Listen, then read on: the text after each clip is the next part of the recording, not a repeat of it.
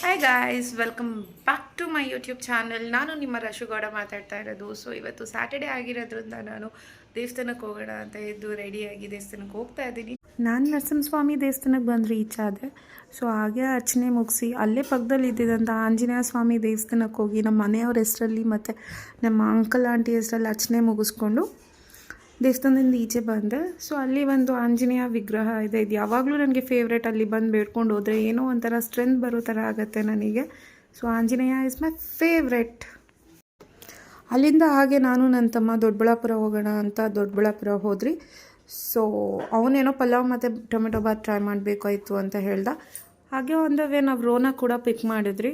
So ನಾನು ರೋ, Vinay tomato bath, rice, sambar ಮತ್ತು ಪಲಾವ್ ತೊಗೊಂಡ್ರಿ. ಟೇಸ್ಟ್ ಏನು ಅಷ್ಟೊಂದು ಪೀಕಲ್ಲಿ ಚೆನ್ನಾಗಿರಲಿಲ್ಲ, ಬಟ್ ಒಂದು ಮಟ್ಟಕ್ಕೆ it was average, it was okay. ನನಗಂತೂ ನಾರ್ಮಲ್ ಅಂತ ಅನ್ನಿಸ್ತು.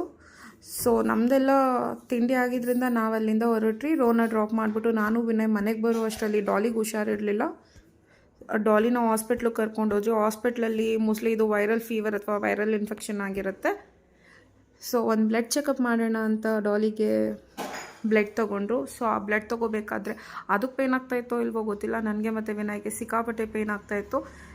ಯಾಕಂದರೆ ಅವಳು ಇನ್ನೂ ಚಿಕ್ಕ ಪಾಪು, ಅವಳು ಇನ್ನೂ 3.5 ವರ್ಷ ಅವಳಿಗೆ.